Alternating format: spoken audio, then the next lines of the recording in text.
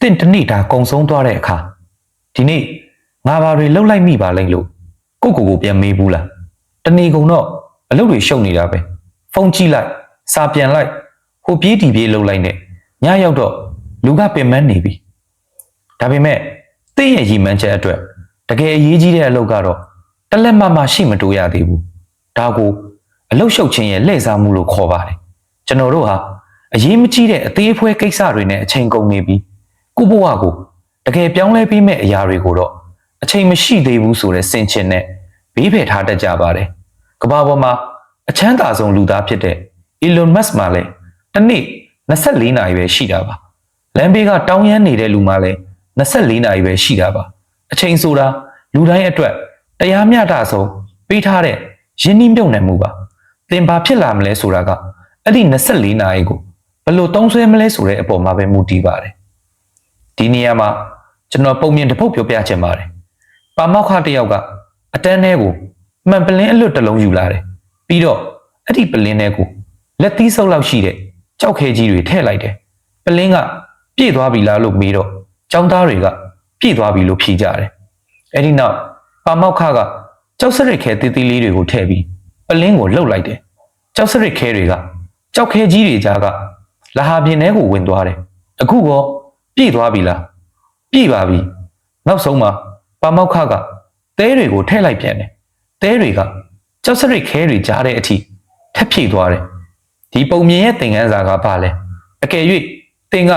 သဲတွေကိုအရင်ထည့်လိုက်ရင်ကြောက်ခဲကြီးတွေအတွက်နေရာရှိတော့မှာမဟုတ်ပါဘူးသင်ဘဝရဲ့ကြောက်ခဲကြီးများဆိုတာကသင်ရဲ့ကျမ်းမာရေးမိသားစုသင်ရဲ့ရည်မှန်းချက်နဲ့အိမ်မက်တွေပါကြောက်စရစ်ခဲဆိုတာကအလုတ်အကိုင်းအိမ်မှုကိစ္စတွေပါတဲဆိုတာကတော့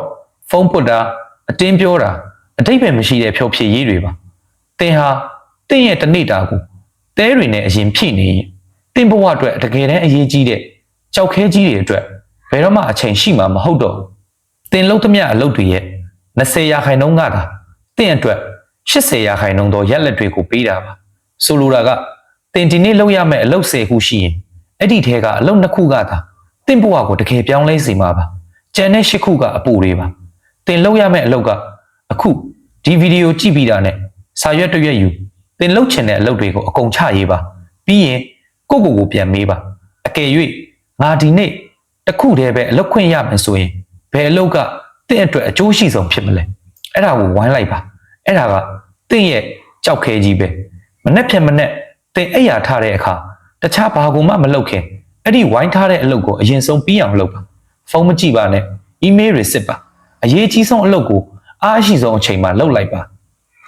အချိန်ကိုစီမံခန့်ခွဲတယ်ဆိုတာတကယ်တော့ကိုစီမံခန့်ခွဲတာပါသင်ရဲ့အချိန်ကိုသင်မပိုင်ရင်တခြားသူတွေကလာပိုင်သွားပါလိမ့်မယ်တငယ်ချင်းကအပြင်သွားရအောင်ခေါ်တယ်သင်မှာလှုပ်เสียအရေးကြီးတာရှိနေရင်မအားသေးဘူးလို့ရင်ကြေးညင်းတတ်ပါစေသင်ဟာအရေးမကြီးတဲ့အရာတွေကို no လို့မပြောနိုင်သေး၍အရေးကြီးတဲ့အရာတွေကို yes လို့ပြောနိုင်မှာမဟုတ်ပါဘူးအောင်မြင်တဲ့သူတွေနဲ့တာမန်လူတွေရဲ့ကွာခြားချက်ကအောင်မြင်တဲ့သူတွေဟာအရာရာတိုင်းနှီးပါးကို no လို့ပြောလေရှိတာပါပဲသူတို့ဟာသူတို့ရဲ့ကြောက်ခဲကြီးတွေအတွက်ပဲအချိန်ကိုတီးတန့်ဖယ်ထားကြတာပါအချိန်ဆိုတာနောက်ပြန်လှည့်လို့မရတဲ့မြစ်တစင်းလိုပါပဲတင်ဗီဒီယိုကိုကြည့်နေတဲ့အချိန်အတွင်းမှာတင်ဘဝအတွက်ရင်းနှီးမြှုပ်နှံမှုဖြစ်သွားမလားဒါမှမဟုတ်အချိန်ဖြုံးတီးမှုဖြစ်သွားမလားဆိုတာတင်ရဲ့နောက်ထပ်လှုပ်ဆောင်ချက်အပေါ်မှာပဲမူတည်ပါတယ်တင်မှာအချိန်မရှိတာမဟုတ်ပါဘူးတင်မှာရည်မှန်းချက်အတွက်ပေးဆက်လိုတဲ့စိတ်ဓာတ်မရှိသေးတာပါဒီနေ့ကစပြီးအချိန်မရှိဘူးဆိုတဲ့စကားကိုဒါက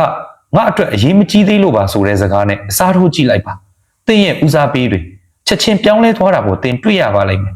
တင်ရဲ့ဘဝပလင်းတွေကိုကြောက်ခဲကြီးတွေအရင်ထည့်ပါတင်ရဲ့အိမ်မက်တွေကိုအရင်တီဆောက်ပါတင့်ကိုစောင့်နေတဲ့အောင်မြင်မှုက